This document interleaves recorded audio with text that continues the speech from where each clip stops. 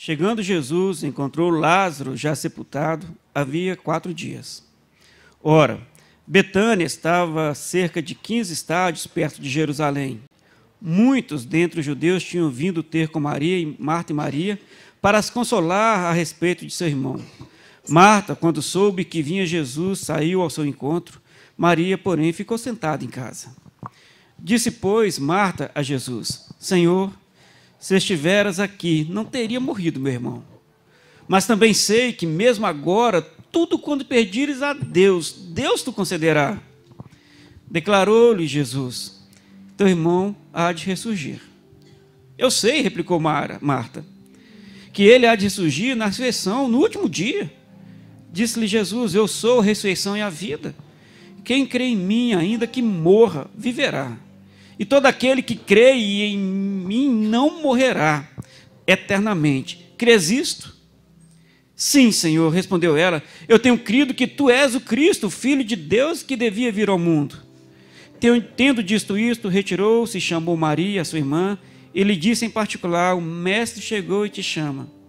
Ela, ouvindo isto, levantou-se depressa e foi ter com ele. Pois Jesus ainda não tinha entrado na aldeia, mas permanecia onde Marta se avistara com ele. Os judeus que estavam com Maria em casa a consolavam. Vendo-a levantar-se depressa e sair, seguiram-na, supondo que ele ia ao túmulo para chorar. Quando Maria chegou ao lugar onde estava Jesus, ao vê-lo, lançou-se-lhe aos pés, dizendo: Senhor, se estiveras aqui, meu irmão não teria morrido. Vendo-a Jesus, vendo chorar, bem assim os judeus que a acompanhavam, agitou-se no seu espírito e comoveu-se, e perguntou: onde o sepultastes? E eles lhe responderam: Senhor, vem e vê. Jesus chorou. Então disseram os judeus: vede quanto o amava. Mas alguns objetaram: não podia ele, que abriu os olhos do cego, fazer que este não morresse? Jesus, agitando-se novamente em si mesmo, encaminhou-se para o túmulo. Era este uma gruta cuja entrada tinham posto uma pedra. Amém? Pai Santo, em nome de Jesus, nos dá a tua graça, a bênção do Senhor. Precisamos tanto de ti, Pai. Que seja do teu coração para o nosso coração nessa noite. Em o nome de Jesus. Poder sentar. Dê a cópia para mim. Cadê?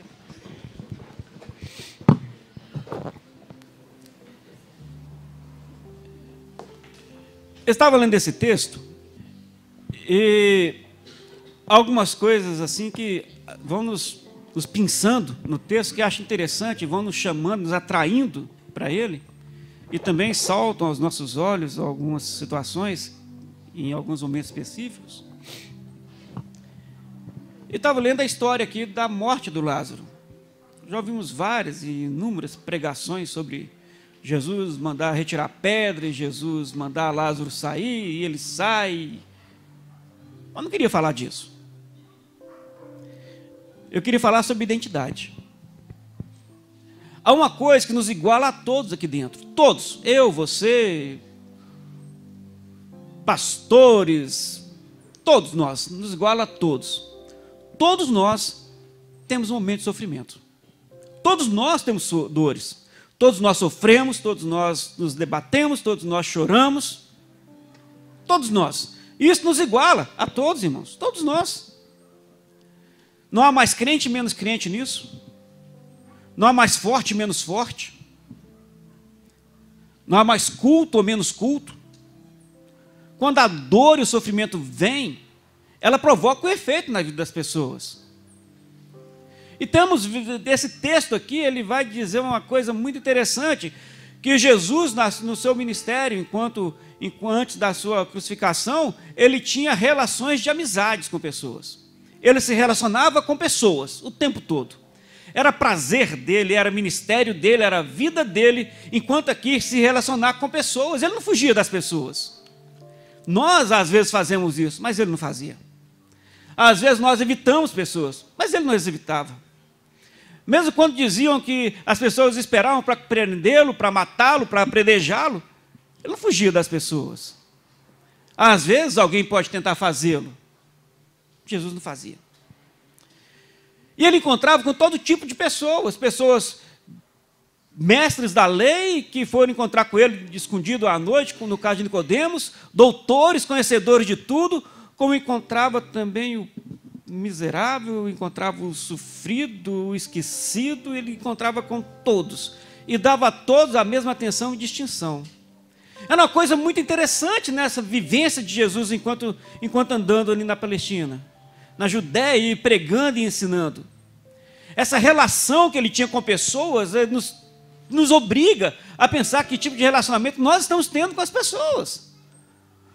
Como eu trato as pessoas que convivem comigo, que estão comigo, pessoas que passam por mim, que tipo de marcas eu deixo na vida das pessoas e que marcas eu levo dessas pessoas. Porque à medida que eu me relaciono, eu me deixo ser conhecido por elas, como também passo a conhecê-las. O conhecimento é baseado nos relacionamentos. Não tem como eu falar que eu gosto muito, vou citar aqui o pastor Silas, que eu sou fã do pastor Silas, admiro o pastor Silas, que eu gosto do jeito dele, da palavra dele, como ele decide, se eu não converso com ele, se eu não sei quem ele é.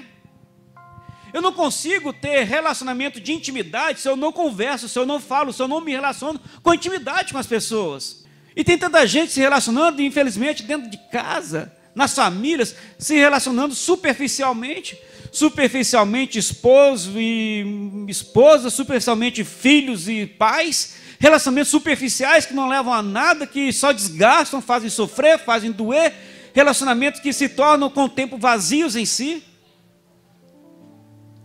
E Jesus se relacionava com pessoas, se relacionava tão intensamente que um dia Lázaro ficou doente, e as irmãs de Lázaro pediram que fosse avisar Jesus que o irmão delas estava doente. Que aquele rapaz, irmão daquelas moças, adoeceu. E que queriam que Jesus fosse lá visitá-lo, fosse lá vê-lo. Porque elas entendiam que a presença de Jesus podia fazer algum efeito na vida de Lázaro. Se ele, vou usar o próprio termo que os judeus usaram aqui, se ele curou, deu vista ao cego, se ele abriu o ouvido do surdo, se ele fez o paralítico andar, se ele fez tantas coisas, por que não podia então curar a Lázaro? Expectativa em cima da vida de Jesus, expectativa em cima de Jesus. E nós criamos as expectativas, nós acreditamos nisso, nós pomos a nossa vida nessa esperança em que Ele presente muda as realidades. E temos visto que isso é fato. Jesus presente, as realidades são transformadas. A gente tem visto isso o tempo todo. Na vida da gente é assim. Como também o inverso é verdadeiro, que a ausência de Jesus traz uma catástrofe enorme às vidas das pessoas. Um desequilíbrio enorme. Desequilíbrios tanto que a gente vai vendo que as pessoas vão procurando meios de se satisfazerem. Alguns vão para a droga, alguns vão suicidam, alguns tentam de tudo. Pessoas, a gente leu um tempo atrás, eles não sabem disso, pessoas que se retalhavam, esperando que no retalhar do corpo encontrassem um alívio para as angústias da alma. Encontrar com Jesus e ter Jesus próximo gera essa expectativa de transformação. E melhor do que a expectativa, se torna fato que Jesus próximo, Jesus dentro, traz transformação às vidas. E aí Jesus é então chamado para ir lá visitar Lázaro, para ver a enfermidade de Lázaro, visitar aquelas mulheres, visitar aquela família. O texto fala que Jesus se retarda por algum tempo, demora um tempo. Depois de algum tempo ele levanta e chama os discípulos, agora vamos lá na casa de Lázaro, que ele está doente, ele dorme.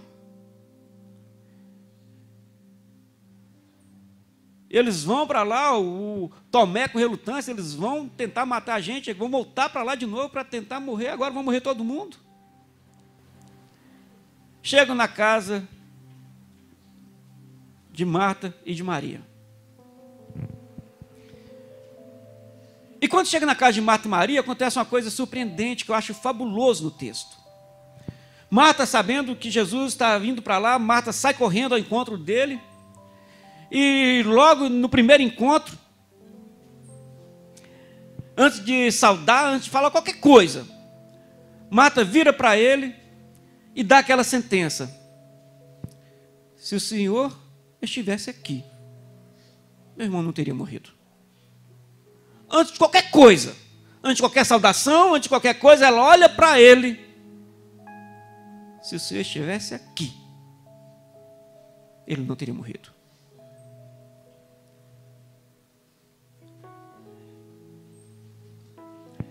falo isso, irmãos, porque não poucas vezes as nossas reações são as mesmas dela.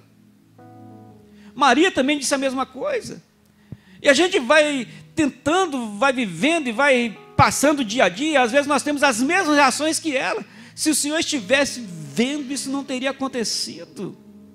Se o Senhor estivesse presente, isso não teria acontecido. Se o Senhor estivesse tomando conta da gente, isso não teria acontecido. Se o Senhor estivesse zelando, se o Senhor tivesse ouvido a minha oração, se o Senhor tivesse, e a gente começa a julgar para Ele as nossas indagações que estão na alma.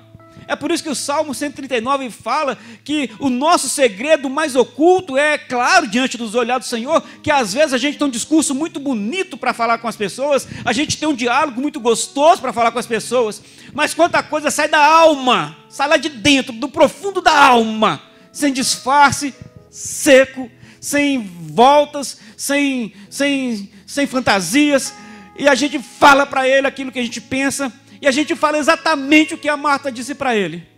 O Senhor não olhou. Cadê? Cadê o seu cuidado?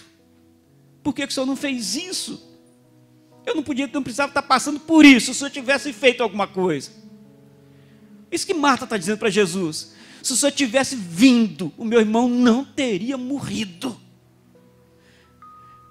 Eu sei que ele não teria morrido. Mas ela completa a sentença dizendo, mas eu sei que o Senhor pedir para Deus, para o Pai, Ele vai te conceder. E às vezes nós paramos essa sentença e deixamos e vivemos o dia a dia na primeira parte dela. Por que Ele não está presente? Por que Ele não está vendo? Por que Ele deixou acontecer? Por que eu perdi? Por que as coisas se foram? Por que a vida perdeu sentido? Por que a dor veio? Por que o sofrimento veio? Por que eu estou passando por isso?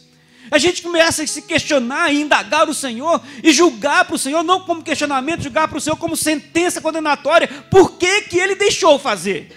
Por que Ele permitiu que a dor viesse? Por que Ele permitiu que o sofrimento viesse?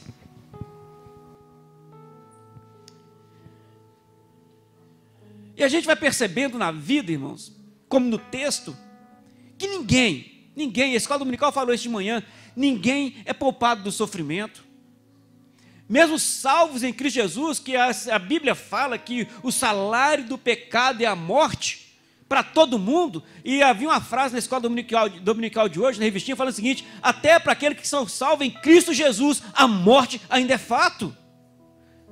Eu tenho comunhão com o Senhor, eu me relaciono com o Senhor, eu busco a presença dEle, eu quero me relacionar profundamente com Ele, eu quero ser íntimo dEle. Mas mesmo assim, isso não me tira da hipótese e do fato de ter que passar por sofrimentos. O sofrimento faz parte da vida, como faz parte do Evangelho. O Evangelho é muito bonito, é muito gostoso. Mas se eu quero ser sincero, fiel, crente, o sofrimento está junto. Porque eu tenho que aprender a dizer não, eu tenho que aprender a me calar, eu tenho que aprender a ser submisso, eu tenho que aprender a ouvir o outro, eu tenho que aprender a respeitar a vida do outro, a respeitar pensamentos do outro, eu tenho que respeitar, aprender a viver com o outro. E às vezes viver com o outro é difícil, às vezes viver com o outro traz diferenças, levantam as diferenças. Às vezes uma vida sincera com o Senhor também traz provações. Irmão, não é fácil ser crente, não é fácil servir Jesus. Mas é gracioso estar com Ele. Mas é gostoso estar com Ele. É por isso que Ele fala que cada um de nós, cada um, eu, você, todos nós temos a nossa cruz. Essa cruz tem que ser carregada diariamente. Não tem como passar ela para outro. Ela é minha. Ela é sua. E a gente olha para o texto aqui de Marta e Maria, nessa situação, desse momento que elas estão passando, em que o irmão morre. Em que a morte entrou dentro de casa. A Bíblia fala que a morte é o nosso inimigo último a ser vencido. Só que ela está presente. E eu tenho que me questionar como que eu e você, como nós nos relacionamos com a dor. Como é nosso relacionamento com o sofrimento. Como nos relacionamos com a dor que vem na nossa vida o tempo todo. Aqui na igreja, uma turma que faz medicina, não é? E lá aprende, e tem uma área da medicina, lá tem o doutor lá da anestesia. Irmão, mas quando o sofrimento não tem anestesia, temos que passar por ele. Não tem como apagar e a vida e ligar depois que o sofrimento passou. Não tem como fazer assim, desligar e ligar depois. Isso é só no filme. O dia a dia, o viver dia a dia tem suas consequências, tem o seu momento. Como eu me relaciono com a dor, como me relaciono com a vida, como me relaciono. E eu descubro no dia a dia, irmãos, eu descubro com tristeza dentro da minha alma, mas também com um misto de alegria, que eu sou limitado para resolver muitas coisas. Eu descubro que olhando para mim, eu não tenho forças, eu não tenho condições, eu não tenho as condições necessárias para resolver muitos dos problemas que às vezes eu me encontro neles. Eu vejo que eu sou limitado, como gente eu sou limitado. Eu sou limitado, eu sou impotente contra a morte. A minha filha está passando por um problema ali, está sofrendo com dores hoje. Irmãos, eu não sei o que eu faço, eu sou limitado. Eu não sei o que eu faço. E tantas coisas que vão acontecendo que a gente se encontra e às vezes nós nos percebemos dentro de uma situação que nós nem demos causa, mas estamos lá dentro misturados. E a gente vai percebendo que, por mais que nós queiramos, nós somos limitados, frágeis, pequenos diante de tanta coisa. E a gente também vai aprendendo outra coisa maravilhosa. Se eu não posso contra as perdas, se eu não posso contra a morte, se eu não posso contra a dor, eu vejo para esse texto e vejo que Jesus está perto aqui, presente, dentro da casa minha. Como entrou lá na casa de Maria e de Marta, Ele está presente, está dentro do meu momento, está dentro do meu sofrimento, Jesus está lá dentro. Jesus não ficou alheio àquilo, Ele foi lá visitar aquelas mulheres, foi lá naquela casa, foi lá naquele lugar.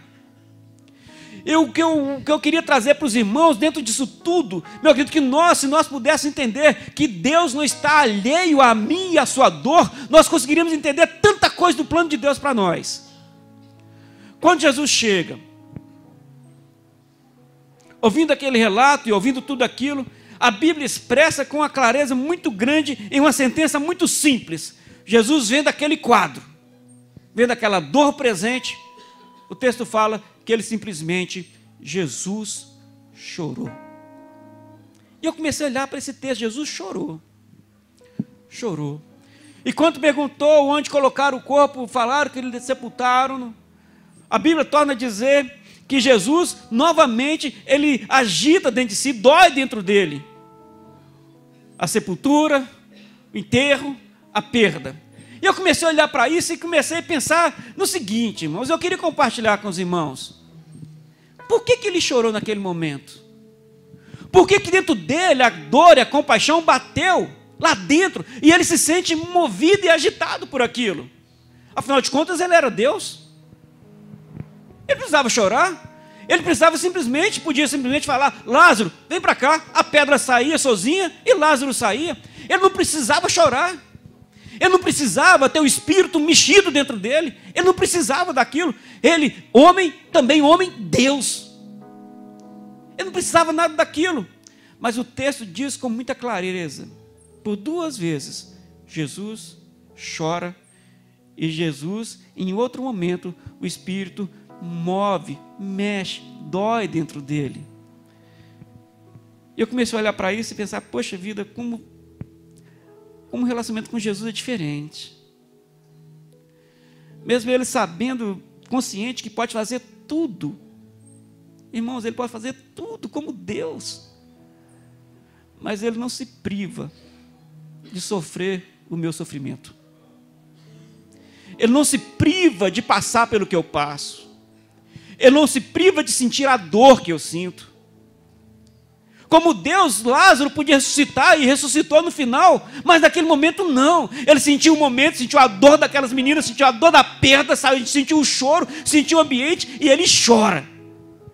Chora vendo a minha limitação, chora vendo minha dor, como chora vendo a sua dor, como chora vendo o seu sofrer, como chora vendo a sua vida, como chora vendo a minha, como chora vendo as minhas derrotas, como chora vendo as minhas tristezas, as minhas dores. E eu entendo que ele não está alheio a isso. Ele não está distante da minha e da sua vida. Ele não está distante da gente. Pelo contrário, ele está tão perto, que sente a nossa dor. Que sente o que eu sinto. e que sabe o que eu sinto. E ele sabe. A Bíblia fala de um rei Ezequias. Esse rei um dia ficou doente, acamado, e Deus manda um profeta falar com ele: olha, rei, começa a arrumar suas coisas, que você não sai mais dessa cama, você vai morrer nessa cama. O rei vira de lado, a Bíblia fala isso, pega o seu travesseiro, agarra o seu travesseiro e ora, e chora, chora, chora diante do Senhor. No caminho, o profeta indo embora, Deus fala para aquele profeta: olha, eu ouvi a oração de Ezequias, eu ouvi a oração dele, volta lá e fala com ele que eu vou dar mais dias para ele. O profeta voltou e falou para o rei: olha, Deus te ouviu, viu a amargura da sua alma e vai te acrescentar dias de vida.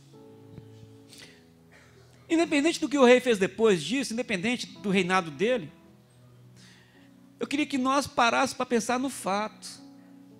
A Bíblia fala que Deus tem todas as coisas nas mãos dele. Hebreus fala que o nosso universo, o nosso planeta é o estrado dos pés do Senhor. Todas as coisas estão no controle do Senhor. Todas as coisas. Esse universo inteiro, irmão. O universo inteiro. Mas mesmo controlando tudo, sabendo tudo e fazendo de tudo que Ele queira, no poder dEle, absolutamente dEle. Ele não se priva de olhar para mim e olhar para você. Ele tem tudo nas mãos.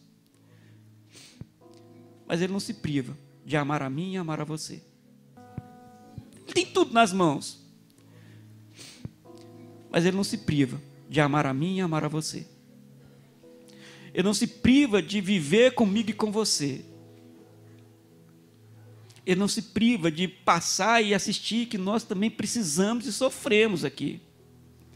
Eu acho interessante nisso, porque lá em Apocalipse vai dizer que, irmãos, até a lágrima nossa, ela é ajuntada pelo Senhor. Até a lágrima. E às vezes, a gente vai conhecendo pessoas, vivenciando coisas nessa vida, que a pessoa chegou num estágio tão intenso de dor e sofrer, que nem a lágrima existe mais. Já secou. Eu conheço pessoas que nem chorar conseguem mais. Já não tem voz para chorar. Já não tem força para chorar. A gente vai vivendo isso, vai vendo isso, vai vendo que mesmo assim, mesmo não tendo força, não tendo voz, não tendo mais nada, motivação, mesmo assim Deus olha, cuida, ama e está presente.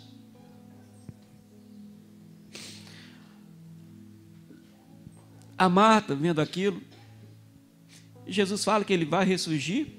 Ela fala: não sei, lá no último dia, lá quando tiver mais jeito, quando nada mais restar, lá no último momento, eu sei que lá ele vai ressurgir. Aí Jesus olha para ela e fala: olha, Marta, eu sou a ressurreição e a vida. Quem crê em mim, ainda que esteja morto, viverá. E quem vive e crê não morrerá eternamente. Você pode acreditar nisso, Marta? E eu pego essa palavra dele e trago para nós, que temos promessas do Senhor, que temos a presença do Senhor, que temos o Espírito Santo de Deus. E trago para a nossa vida e penso sobre isso. Será que nós hoje nos relacionamos tão intensamente com Jesus como deveríamos, a tal ponto de crermos na mesma palavra dele sobre os nossos problemas, sobre a nossa vida? Porque a vontade dele é que nós nos relacionemos assim com ele, que eu saiba que no momento em que ele quiser, a vida vem, a vida flui, a vida acontece. No momento em que ele agir, as coisas mudam, se transformam. E eu vejo a pergunta de Jesus para Marta como uma pergunta que ele faz para mim o tempo todo: você pode acreditar? Você pode acreditar que a vida pode ser diferente? Você pode acreditar que a história pode mudar? Você pode acreditar? Você crê? É como se ele perguntasse para mim o tempo todo. Eu falo da Bíblia, eu falo que eu amo o Senhor, eu falo que eu quero o Senhor, que eu espero pelo Senhor, eu falo que eu amo, que a minha esperança é a vida do Senhor. Mas será que eu espero só para o último momento? Será que eu espero só no último dia? Eu vou aprendendo na vida que Jesus é o Deus presente o tempo todo, no dia a dia, em cada situação, em todo momento, é o Deus vivo e presente, que eu não preciso esperar para o último momento, Ele realiza hoje na minha vida. Ele é o Deus de agora, é o Deus de hoje, do já. E a pergunta dele é para mim a mesma: crês tu isto? Você pode acreditar nisso? Você pode colocar sua vida nisso? E aqui eu gostaria de fazer uma distinção entre crer e acreditar. Os irmãos que fizeram lá o curso de homilética viram eu fazer aquele exemplozinho. Irmão, crer e acreditar são coisas muito diferentes. Muito diferentes. E eu queria, se o pastor me permite, fazer um exemplo aqui sobre crer e acreditar, que todos nós pudéssemos entender um pouquinho sobre isso. Porque muita gente acredita que crê. E quando nós somos chamados para nos relacionar com o Senhor, é muito mais profundo e muito mais intenso do que acreditar. Eu vou contar uma história para os irmãos. Eu gostaria que os irmãos da homilética lá, do curso, tivessem misericórdia e ouvissem de novo. Né? Mas vou contar a história para os irmãos. Eu queria que você caminhasse comigo nessa história, para que você pudesse entender a diferença do crer e acreditar. E que nós pudéssemos nos situar nessa diferença. Quem já foi em circo aqui? Circo. Dentro do circo, dentro dos vários eventos no circo, dos vários artistas, tem aquele moço da corda bamba lá que fica com a varinha, que ele é o equilibrista. Equilibrista. Então, suponhamos, irmãos, que todos nós estamos aqui no circo, e estamos aqui, fomos chamados para ver um equilibrista fazer uma passagem na corda. Acompanham? Está comigo? Vai pensando. Aí está lá o equilibrista, pastor Silas. E ele vai passar na corda bamba lá e com aquela varinha. Irmãos, ele passa com a graciosidade, passa de um lado, volta, vai de frente, volta de costa, vai pulando num pezinho só, vai pulando de cabecinha, só balançando a cabecinha na cordinha. Ele faz maravilhas na corda.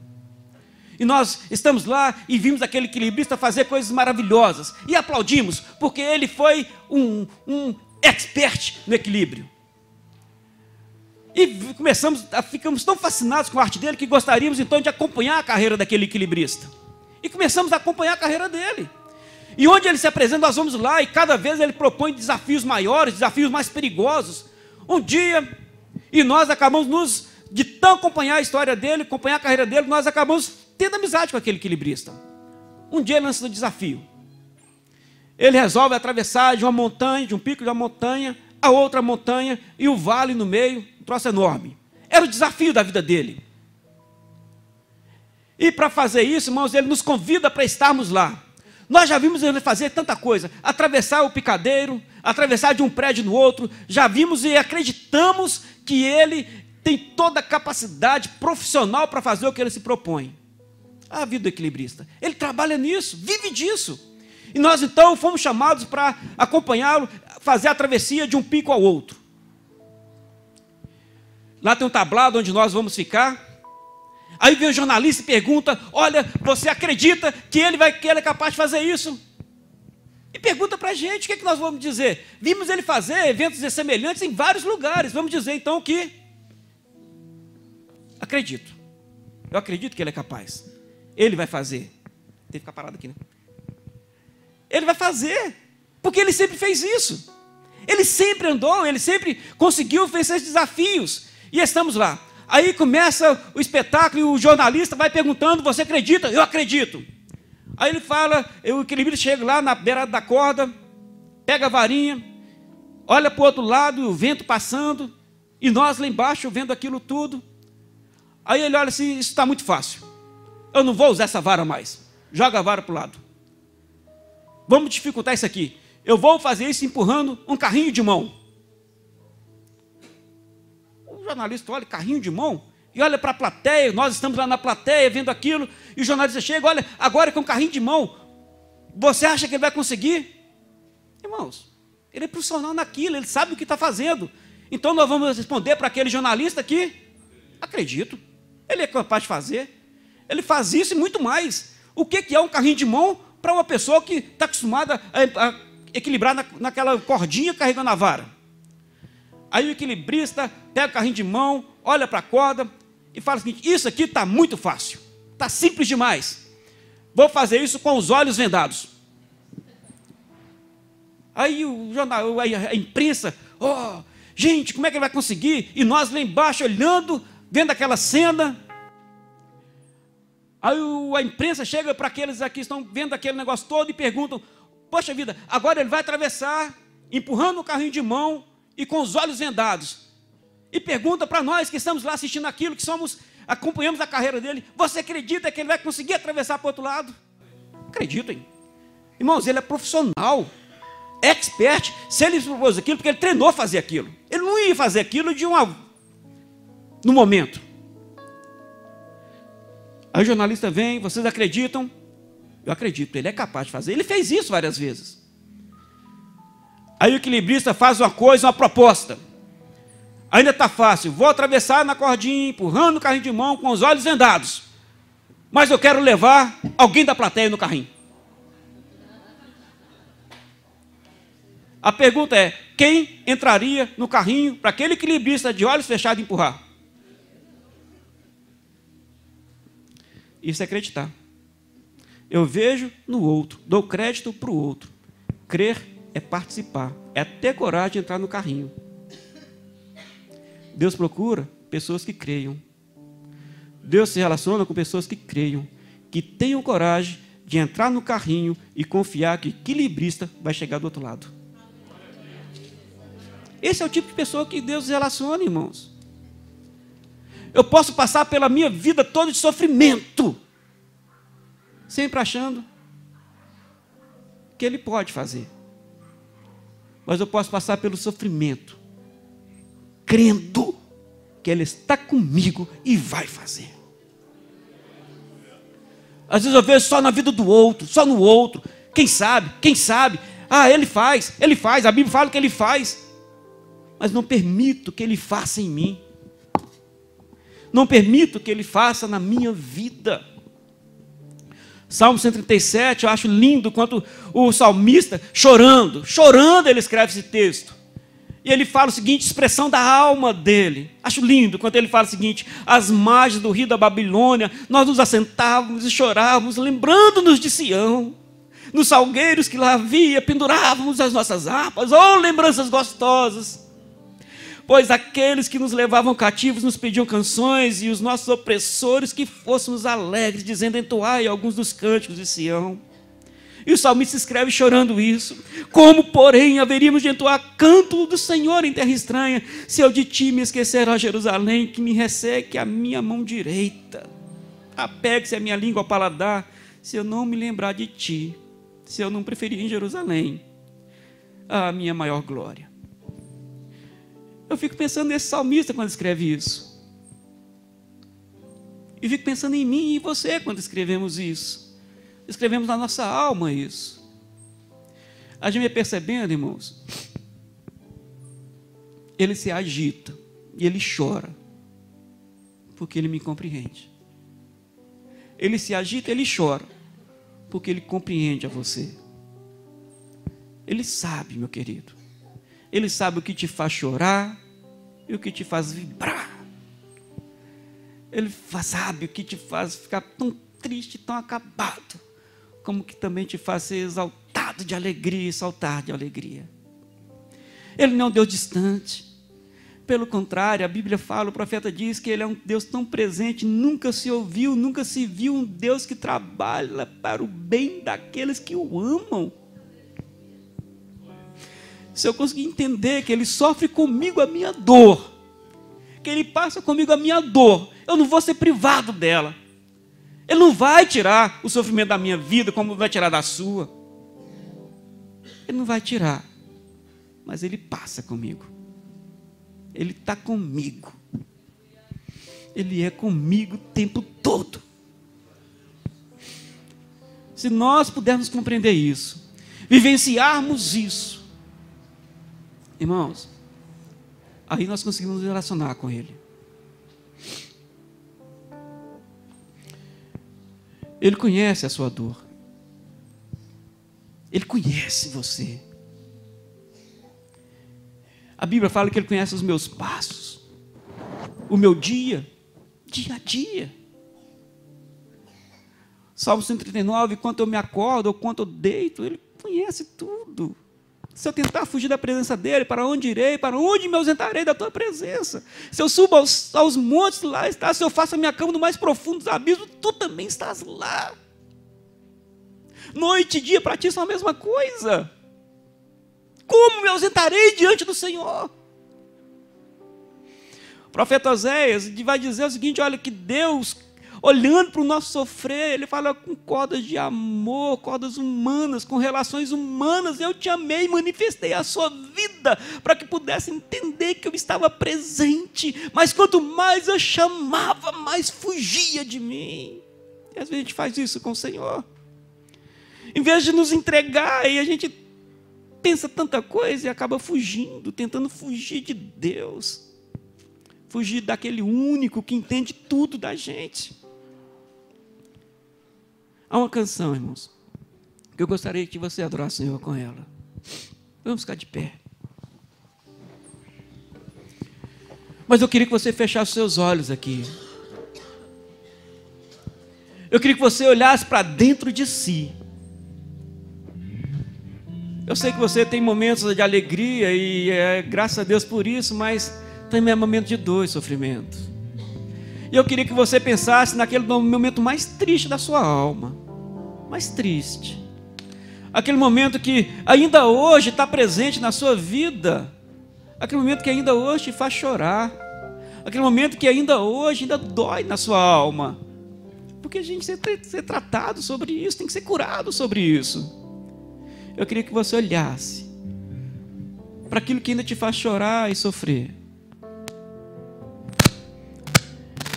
Eu queria que você percebesse, lá naquele lugar, naquele momento, que mesmo lá, o Senhor te guardou. O Senhor te guardou, amado. E manifestou com graciosidade o amor dEle. Tanto é assim que você está aqui hoje. Tantas coisas cooperaram para que a sua vida fosse lá, parada lá atrás. Que a sua alegria acabasse lá atrás. Mas você está aqui hoje porque o Senhor te ama.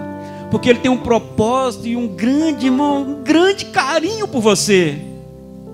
Há uma canção que eu gostaria que você cantasse, Senhor, que vai dizer sobre isso. Quando você fica triste, o desespero vem, insiste em abater e acabar com você.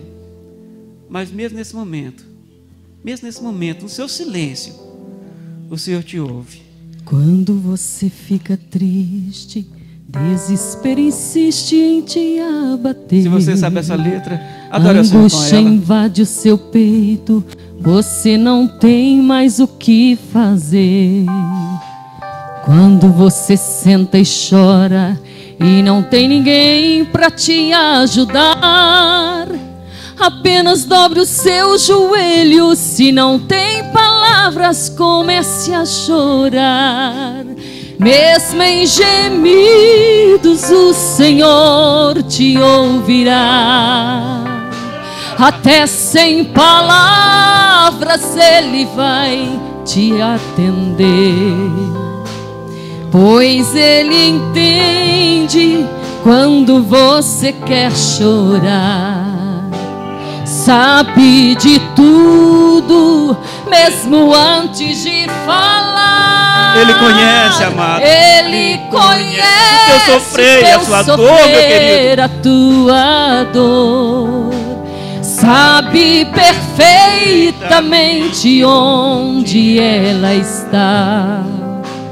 Por isso eu sei que mesmo sem palavras, o Senhor te ouvirá. Ele entende, amado. Ele entende. Ele entende. Irmãos, mesmo quando as palavras são tão poucas, Ele entende. Ele entende o silêncio. Ele entende a lágrima, Ele entende quando a gente está sozinho dentro do quarto, Ele entende quando a gente não quer falar com ninguém, Ele entende quando a gente não quer ver ninguém, Ele entende quando a gente quer esconder de tudo, Ele entende quando a gente não vê mais nada, Ele entende quando a dor vem, Ele entende quando o silêncio vem, Ele entende quando as palavras faltam, Ele entende tudo, irmão. Você clama a Deus, sua voz é um gemido, não tem palavras mais para pedir. Aleluia. E em meio ao sofrimento que causa lamento, não sabe o que fazer. Deus responde às orações, deixa o Espírito Santo falar com você. Mesmo em gemidos o Senhor te ouvirá. Até sem palavras Ele vai te responder, pois Ele entende quando você quer chorar. Sabe de tudo, mesmo antes de falar. Ele conhece o teu sofrer, a tua dor. Sabe perfeitamente onde ela está. Por isso eu sei que mesmo sem palavras o Senhor te ouvirá. Irmãos, Ele conhece tudo. Ele conhece tanto você, irmão querido. Ele conhece tanto a sua vida. Ele sabe quando as coisas não estão bem para você. Ele sabe quando as coisas não deram certo. Ele sabe quando a gente tenta e não vai. Ele sabe tudo isso. Ele sabe quando a gente quer fazer tanta coisa legal e às vezes as coisas desandam e sai tudo errado. A nossa vontade de acertar é tão grande, às vezes não vai. Ele sabe tudo isso, irmão. Ele sabe isso porque Ele se identifica conosco. Ele está lá para chorar com a gente também. Ele está lá para sentir com a gente também. Ele conhece tudo. E Ele te conhece tão bem. Eu queria que você fechasse seus olhos. Nós vamos orar agora. E eu queria que você falasse uma coisa para Ele.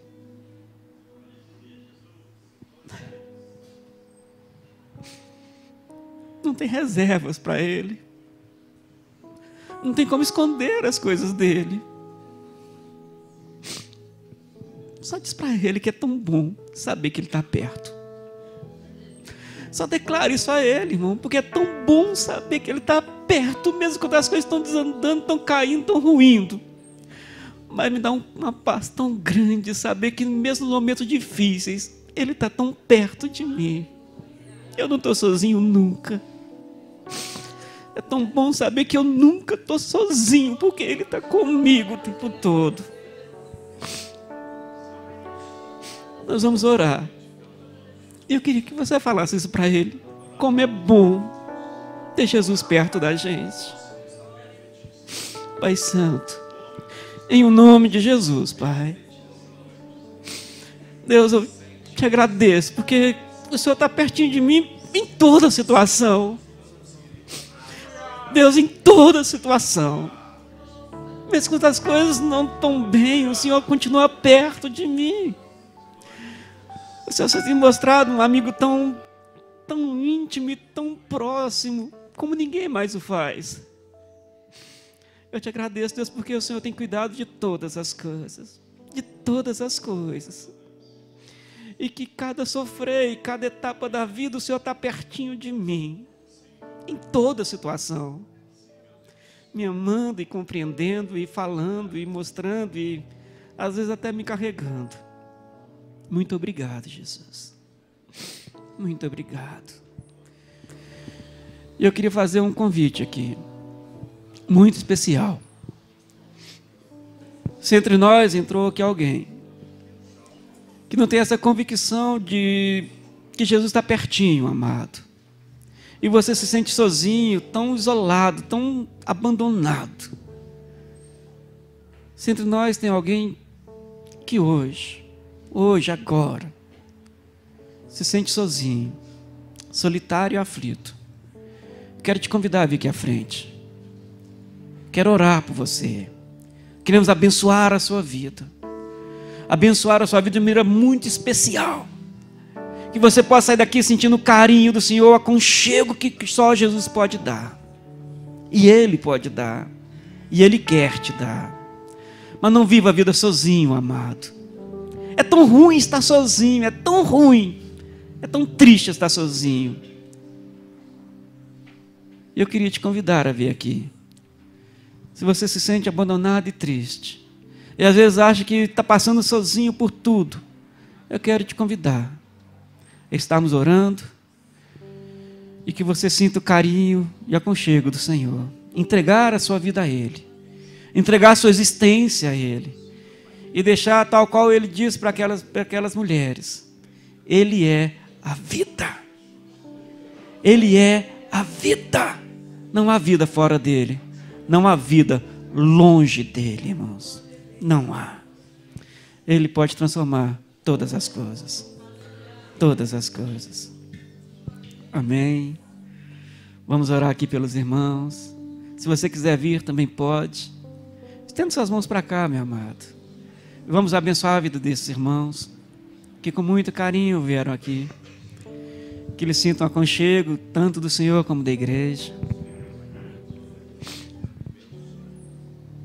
Deus Santo, em o nome de Jesus, Pai, em o nome de Jesus, Deus, como ministramos aqui nessa noite, o Senhor tem um trato, tem um carinho com todos nós e cada pessoa para o Senhor é tão especial, Deus, e às vezes o sentimento de solidão e o vazio existencial é tão forte, tão intenso, que a gente não vê valores na vida e nas pessoas e nem em nós mesmos. Deus, então em nome de Jesus, Pai, Deus, toca no coração de cada um desses irmãos aqui, de uma maneira muito especial, muito do Senhor, que eles se sintam abraçados, acolhidos pelo Senhor, amados pelo Senhor, sintam que o Senhor está presente, sentindo a dor, também sentindo a alegria dele, sentindo os momentos dele de alegria, de emoção, também os momentos de tristeza e de crise. O Senhor está presente, está acompanhando e está junto. Que o Senhor chora quando choramos, o Senhor também vibra quando estamos alegres e vibrando. Deus, nós abençoamos esses irmãos, de maneira muito especial, abençoamos a vida desses irmãos, ó Deus, faz na vida deles, Deus amado, um milagre que só eles sabem qual, traz sentido à vida deles, traz sentido à casa deles, à família, Deus amado, que eles possam ser tocados pelo Senhor, mudados e transformados pelo Senhor. Tens toda a liberdade, Pai, tens toda a liberdade. Eu abençoo esses irmãos, Deus. Eu abençoo em o nome de Jesus. Em o nome de Jesus. Em o nome de Jesus. Deus abençoe cada um de vocês.